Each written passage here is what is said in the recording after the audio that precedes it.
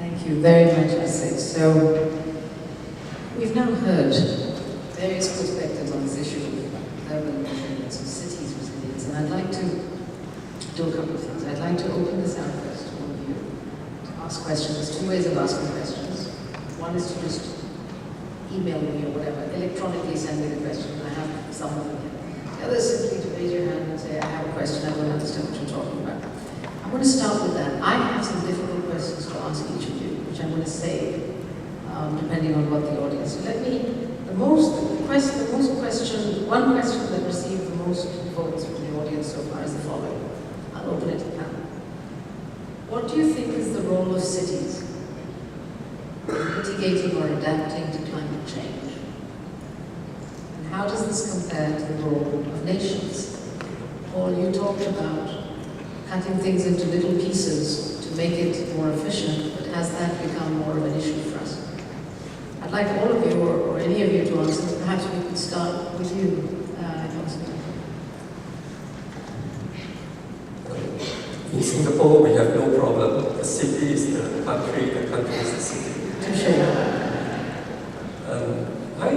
I think in many aspects, the city can move much faster because it's less complicated than the country, because it comprises mainly buildings and transportation, areas where you can improve on mitigation and adaptation, more so than in heavy industries, which is spread over the whole country.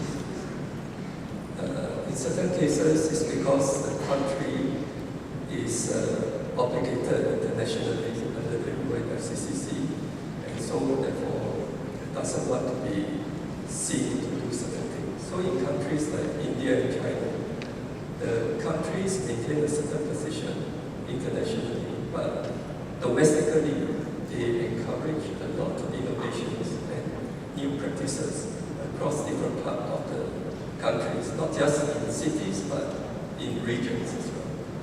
So this makes sense. Thank you. I'd encourage the panelists to jump in if they have views, otherwise I'll go to other questions. And you can interrupt as well if you want. The audience can interrupt too. I would like also to go to the city and the nations question. In a few years, 70% of the world's population is living in cities, so it could be an answer to the question. But on the other hand, let's say cities are the place where things have to be done, where things have to be implemented.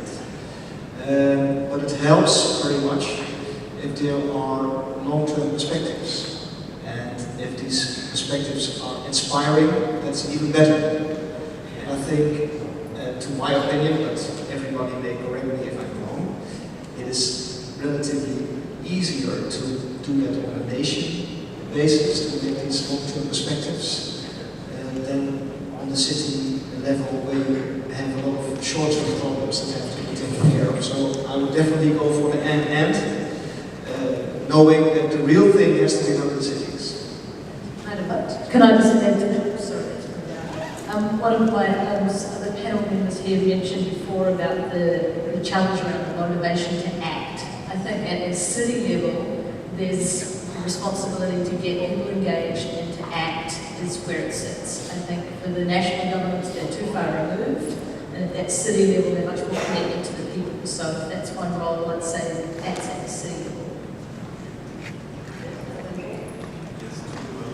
Short point. One is that, of course, cities have always been the drivers of innovation and research development. So they are the drivers of mitigation naturally, but they also have to become the drivers of adaptation policies right now. We've looked at adaptation policies as sometimes a local phenomenon, more in the rural areas. Cities have to adapt, and they have to drive the art of adaptation. Use this word again, and of course, it is in cities where mitigation and adaptation efforts things that climate change have to come together, can come together. Second point is something I would like to actually repeat what Mr. Konrad Zimmermann, the Secretary General of ICLEI, said this morning, is that in the absence of effective national governance on climate change, we've seen it fading all over, whether Copenhagen or Durban the story will continue. I'm afraid that our governments, whether democratic or rather not democratic, doesn't seem to make a difference, just fail to act on climate change as now. So cities are becoming centers of hope in terms of political, collective action in climate change. So what we see perhaps is also a transfer of power, legitimacy and accountability and creative energy away from national governments towards city governments. Usha, I'd just like to kind of recast your question a different way because I think the answer is compelling. Can you imagine a meaningful response to climate change without the cities? Can you just conceive of that world, right, where the cities were not engaged actively, right, in managing climate change? It's an inconceivable world, right?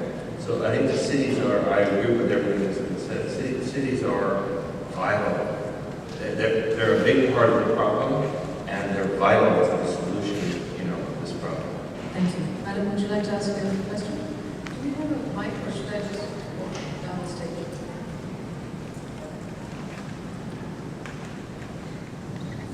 Thank you very much. At the beginning, Mr. Yong Soon explained very well the problems, not problems, the challenges of Singapore regarding climate change and what it has been done institutionally. And then we lost all touch with reality. We heard, and please, all of you correct me if I'm wrong, lots of innovation, lots of smart solutions, integration, all stakeholders, adaptive capacity, and that things have to be done. And all of a sudden, we were involved in a lot of presentations on wording, and these are actual problems. So could we just go back? All of you have so much experience. Can we hear something which is not sustainable, but something which is actually a solution to an actual challenge? Because this was nothing but paradigms and wording, and things that have to be done, they are not. We are living this world, they are not. We are missing everything. So many things, we have so many challenges. So it's not that things have to be the way we want. How are things, how do we go from where the world is now at all the levels of development? The developing cities in many cases are not that different. So how do we go from there? So let's forget all this wording, as one of our speakers correctly says, a buzzword. I think we are failing in the same buzzword. So could we learn with so many real problems what could be the actual solutions? Thank you. Thank you. So basically, she's asked us all to stop talking and start acting, which I think is a very worthwhile request. Would anyone like to respond to that by way of solutions? It's really easy to frame questions constantly and infinitely. Solutions are more difficult. I'd like to suggest that if you look around the world, there's a phenomenal number of solutions that are being developed, that are at hand. I mean, if you went to the prize speeches, right?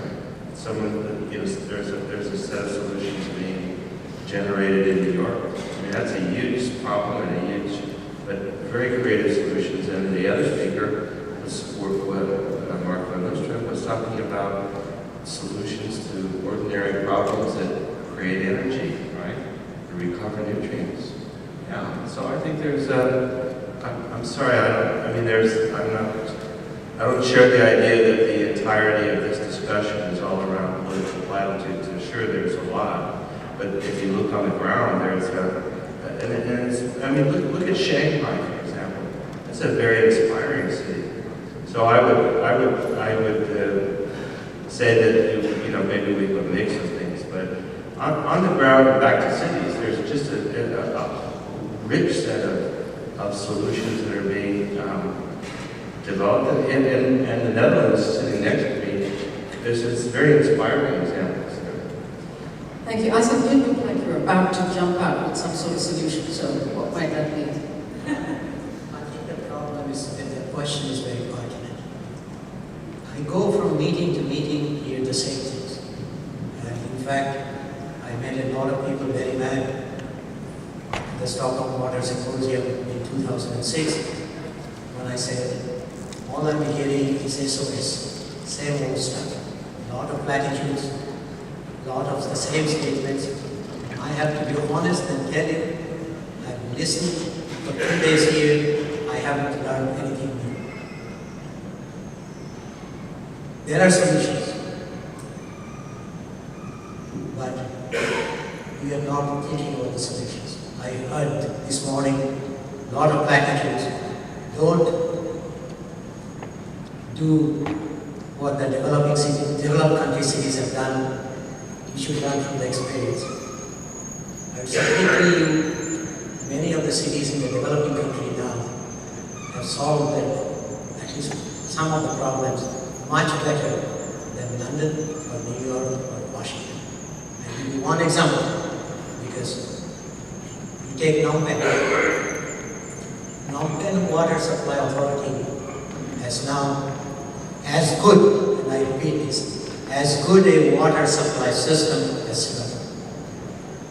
Unaccounted for losses from Phnom Penh is about 5%, very close to Singapore. The profit of this completely public corporation, semi-autonomous corporation, is going up each year as a result of which, and the municipality does not subsidize them, as a result of which they are paying more and more taxes because autonomous corporation to the government each year. Phnom Penh Corporation doesn't give them any money. So we have examples, we have solutions, but the biggest problem in the cities, including US and Canada and Europe and everywhere, and the developing world, we know the solutions, we have the technology, but public is not aware of what can be done. Politicians are quite okay with the status quo, and the bureaucrats, recently in India I talked to some of the senior bureaucrats, they said, we don't want water pricing. I said, why? He said, if we price water, we have to provide a good service delivery. So they will hold us to account. So solutions are there. In places they are happening, and happening better than the rest. But how do we transform the Phnom Penh experience to other places? That's the part. Thank you. I just, yes, you may, because I want to go to the next point or a later question. Please. I just want to say that all of us, whether in the government, companies, or university, can come up with solutions. I'll just give a small example. In 2003, Singapore, we started the desalination. And in 2007, the National Water Agency came up with a technology challenge to water companies or researchers to come up with a solution to reduce the energy needed for desalination by at least 50%. It was a very small prize money, and the winner of that challenge was Siemens Water Technologies. Siemens is a very big company. It has a lot of money, but within the research setup, they couldn't get the funding for that particular research. It wasn't immediately within their work plan. So together with the money that the Singapore government gave, Siemens has produced 5 years later and test-making the technology with the PUB, a solution that reduced the energy needed for desalination from 3.5 watt-hour per meter cube to about 1.7. And that's a big achievement. So I'm saying that that is one small part that the PUB managed to achieve. University researchers, companies, communities, all can come up with solutions. And if we gather this collectively, we can share. Thank you. I'm going to come to you in a second, sir, but the issue around solutions, though, if I may just pour a glass of cold water on all this excitement around solutions, is an assessment of the problem. Do we really know what the problem is to provide solutions? There are 2 questions on my screen here about, we spoke about vulnerability assessment, so just an assessment of the issue at hand. are there examples you can give of such assessments? Because from where I sit and where some of the audience members sit, it's only if you know the problem that you can go out and find the right solutions. Otherwise, you end up doing what bureaucrats like me do, which is to throw solutions at a country against a problem that doesn't exist. So that's part of the problem. So maybe you mentioned vulnerability assessments. Andreas, what do you think? First generation of vulnerability assessment were carried out years ago in the context of disaster risk reduction, and the Indian Ocean tsunami 7 years ago created the so-called EU framework for action, another wave of assessments. And now we are toward a third generation of vulnerability assessments, especially looking at climate change impacts. And that's slightly different from natural, so-called natural disasters. So yes, we have learned a great deal from going through various cycles of assessment, which was now place-based. So these are all case studies from various cities. And such vulnerability assessments, for instance, have been carried out in mega cities like Sao Paulo, Rio de Janeiro, Jakarta, many other places, Johannesburg, etc. And they have also been carried out in second-tier and smaller cities. And now there is a community, the risk community, if you will, which is not only researchers and scientists, but also policymakers and practitioners that are trying to agree on a new platform or a new approach to smarter, more integrated vulnerability assessments. That's what I tried to mention before. Not only looking at the vulnerability of physical infrastructure and economic assets, but really look at the key vulnerabilities of people, of populations, of the sectors, and of course the ecosystems. Things like biodiversity, global biodiversity, food supply, etc. All this has to be part of the equation. So there are good examples, and there are less shiny examples for vulnerability assessments.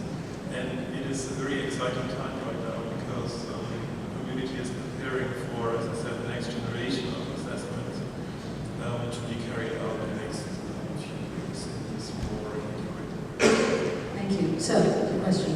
I'll come back to you, Bart, please, for the question. Thank you. My name is Andreas Rechkemmer. I'm the program coordinator of the Cities Development Initiative for Asia, a venture supported by the ADB, the German government, and several others, to help medium-sized cities to do a better job in planning and programming urban infrastructure. My question is the following. We have to be very cognizant, and I'm sure some of you are, actually all of you are. Jane began to address my issue a little bit. The built environment of tomorrow is already 90% here. We're talking about existing assets. We may augment perhaps over the next 10 years 10% more. But the Delta system in the Netherlands started in the late 50s. It's basically there. Our built environment, our housing, our units, our flood protection, our drainage, 90% of it is there. So it raises the question, how do we deal with existing assets rather than worry about new assets to be developed? And I'd like to ask the panelists all to respond to that question. Thank you, sir. Who would like to start? James? And Bart then? We should go to buildings first then. You can fight over it. Well, developers say two things. Or sorry, I should say owners, asset owners say two things. They say the first problem is access to the building. So it's either someone who's a tenant in the building that they want to keep to get their income, or there's someone who is in their property as a house owner. So basically to get access to the building is going to somewhere disrupt the business model and the income model. So when should they do that? When is the renovation cycle? So just deciding on when the access or intervention should occur is their first challenge, and how to get in it. It's a large 50-story building. Should they do it section by section? What sort of technical problems does that present? So, and then the second problem for them, and probably the biggest problem that's stopping action, is finance. So they have an existing mortgage of some sort on the building. They don't want to take out, or generally can't take out, a second mortgage under the existing business model that they have. And so they need some sort of secondary financial structure. And that's where we're seeing in some of the situations, in some of the case studies, which there's quite a few in this little booklet that we highlighted some successful policies that are doing this right now. I've got a few of these if you want to have a look at it. Some of these examples, they're not costing the governments, either at city or national level, anything in capital outlay. The actual money is coming from the private sector, but it's been guaranteed by governments. So it's, I think there's lots of opportunity in the space that we're still yet to untap. Thank you. Could I ask, what do you think of it? I think he mentioned that you have an existing stock of assets, and that's all you've got. Is that true? Well, I think it's more an opportunity than a threat, so to say. Because, for example, in the Netherlands, a simple question was, will we stay here or will we go away? Because of the existing stocks, of course, we're going to stay here. If we can manage to deal with it, then we can. But then the next question, if you look to existing stock, for example, if you look from the water perspective, then water alone is not a well enough driver to do something in the city. And I think that's probably with all separate drivers.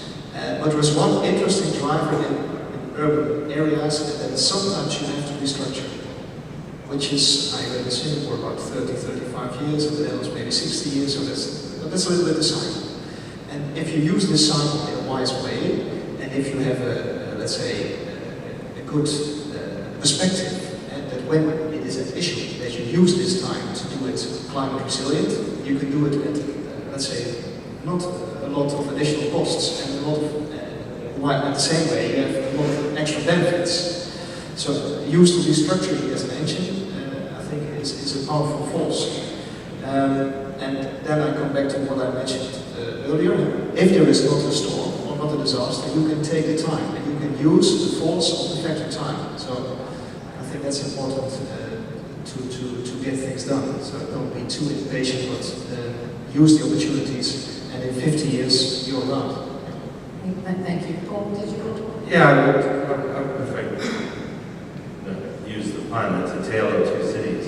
I mean, if you look at the Asian Development Bank report for 2050, only 30% of Asia's assets are public at the moment, right? So we're talking about a huge opportunity to do something right or better in constructing Asia between now and 2050.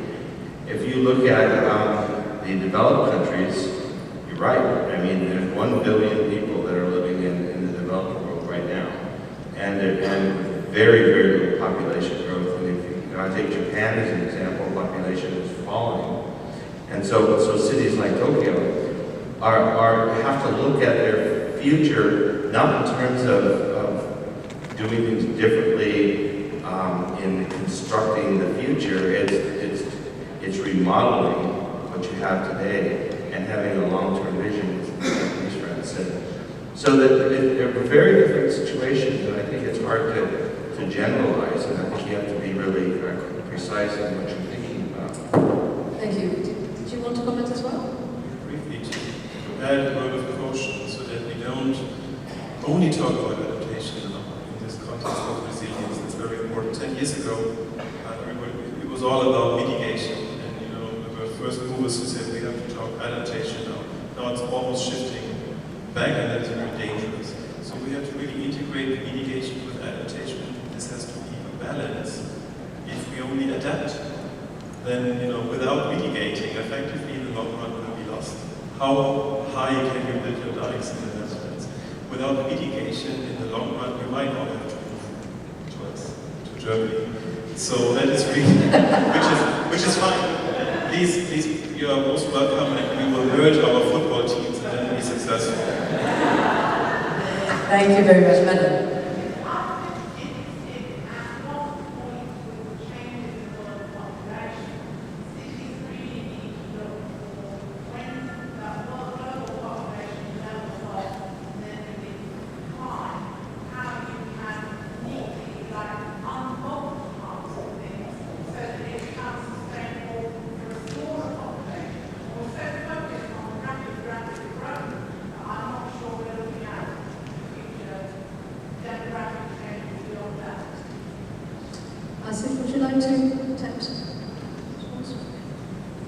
That's a very serious question, but I'll go even farther. Forget 2050. In any profession now, including water or cities, we don't know very much how the world would look like even 2020, let alone 2050. As I see now, the paradigm of research is now shifting. Before it was in the universities and research institutions, and they put out the results promptly in a written form. Now much of the research, real serious research, with the cut in the university budget is happening in the private sector. And we have to clue what they're doing, and some of the large corporations are spending more money than Oxford or Harvard, just one corporation, whole university put together. So we are seeing a completely new paradigm. And as an advisor to at least 3 Fortune 50 CEOs, I know things that are radically going to change water requirement, food requirement, what else. I cannot speak because I have a confidentiality agreement with them. But they are spending billions of dollars to do it, and nobody knows what's going on. And this is the most positive thing, what the world looked like. You raised a very good question, but the same question for Japan, Spain, etc. right now, their population is already declining. How do you handle that? So we don't have to wait till 2050. Thank you. And you know, you've actually created a wonderful segue into 2 questions which are connected, which have received rather a lot of votes here. Question the following. Resilience is about self-sufficiency. It's a proposition. If that is so, is it possible for cities to be self-sufficient in food, energy, and other important inputs? If not, should cities limit their growth to allow areas around them, such as hinterland agriculture and so on, to give them the food security that they cannot establish themselves? So how self-sufficient, independent should cities be, and what is the impact of such a set of actions? I just totally disagree with resilience being equated with self-sufficiency. Resilience for cities, or for agriculture, or for energy, or for the environment are going to come from jointly optimizing across all those spaces. Self-sufficiency means local optimization, right? Which means hugely suboptimal solutions. Anyone else with there's one more question that I'd like to take. Just very quickly, I completely agree with you. The concept of self-sufficiency in food in the city is out of the question. Concept of self-sufficiency in the country scale in food, energy is out of scale. The world is becoming globalized. For example, if Singapore has to be self-sufficient in food, you have to rethink Yong Soon, your entire catchment concept, etc. So it's not.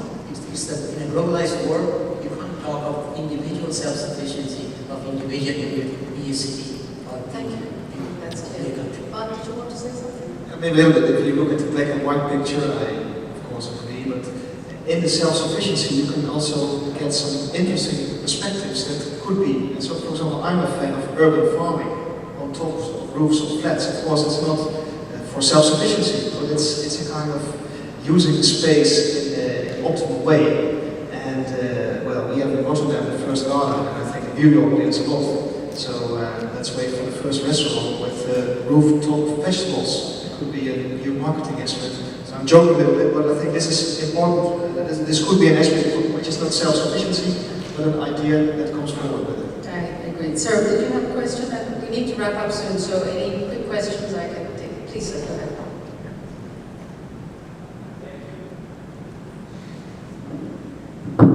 Okay, thank you. My name is Baby from Indonesia. My question is maybe a stupid question. From the beginning, we agree that urbanization is unstoppable. But look at the challenge, and look at the problem, that massive challenge, massive problem that we will face. So, should it be stopped, or just let it be trends like that? Because in the perspective of environment, we know that one day, there will be one day that the environment carrying capacity or earth carrying capacity cannot carry us when we are in the top of the carrying capacity or earth carrying capacity. That's the first question. And second question is maybe more stupid, because I am from the rural areas. Is it not fair if you just look at the solution of the city. Because in the rural area, there is no opportunity, not equal opportunity in the rural areas. That's why the rural people like me goes to the city to find opportunity, like human well-being opportunity, like education, public health, and else. So, in my point of view, if you want to have an integrated solution, you will have a solution in the city and solution in the rural. Is it not fair? It's not fair when the rural areas, rural people has to support your food in the city with irrigation and farming system. But in the city, you just eat and have more carbon dioxide for climate change and something like that. Thank you. Thank you, sir. Who would like to attempt that? I'm looking at Jane here. I've recently been in Norway, and if I'm thinking of a political structure that could support actually keeping people in rural areas, it would have to be something very socialist like that. Because I don't think private sector financing would keep infrastructure open like they do in the remote parts of Norway. They make sure that everything's equal across the country to make sure that people want to stay in those rural areas. So I think it's very political. It can't just be market driven to encourage that shift away from urbanisation. Thank you. Anybody else to respond to that? I think, I agree. Look, I think the issue around cities versus something else is something we should not go towards. I think, as Paul said, it has to be a system-wide solution. I think everybody should share in the benefits of resilience. And I don't think it should be one part versus another. And it was actually going to be my question to the panel, which is, whenever you focus on any center of growth or center of human settlement or whatever it is, does that mean you exclude somebody else? Where is the concept of inclusiveness in resilience? That was going to be, we may have to end there, or I might ask somebody from the audience to answer this question, but the whole point of inclusiveness is something we cannot move away from when it comes to sustainability or resilience or climate adaptation and so on and so forth. I invite any or all of the panelists to make very, very quick interventions if you'd like, and then I'd like to sum up. Oh, let's start. Yeah, well, I'll come back to water as an example of how by taking a larger, and I'll be quick, but if you think about a war between rural areas and agriculture in cities, it's a stupid war. I mean, in fact, cities can produce reused water, right? And they can basically make that water available to rural areas and agriculture. They can buy conservation in more efficient systems in agricultural areas. The farmers are better off, the city's better off than any solutions that can be crafted individually.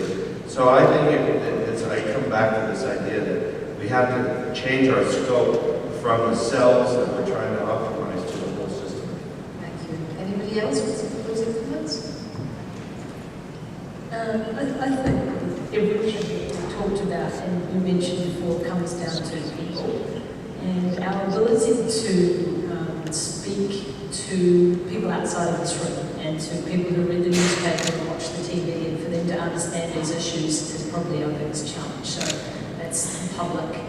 I think the way that we've been trying to speak to the public is by telling stories, by telling good stories and not telling the kind of downside or the negative or the scary or the risk part of it.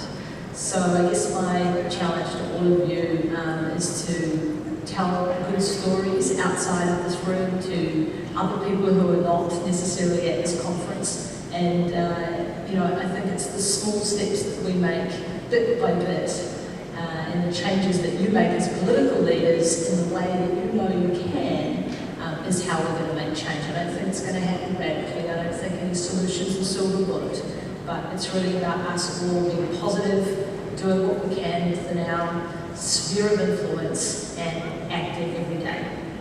Thank you. Very quickly. I think we're on the wrong track if we're going to say we're going to do the smartest cities, the most resilient city, us, the technocrats, the academics, and the bureaucrats. to the individual cities and people, ask a very simple question. Does the city have a soul? Let the people of that city decide what the soul is. How do we meet their expectations, aspirations, their needs? And let me just finish by a quote from Walt Whitman. A great city is that which has the greatest man of the living. If it be a few rugged heights, it is still the greatest city. Anybody else? If not, I would like to thank the panel in 1 second and just leave with you my vision around this, which is a one-line vision. I would like to see an inclusive, sustainable, resilient world. All of us work together in achieving that rather than against each other. On that note, I'd like you to join me in thanking our brilliant panel. Thank you so much for all your insights and work.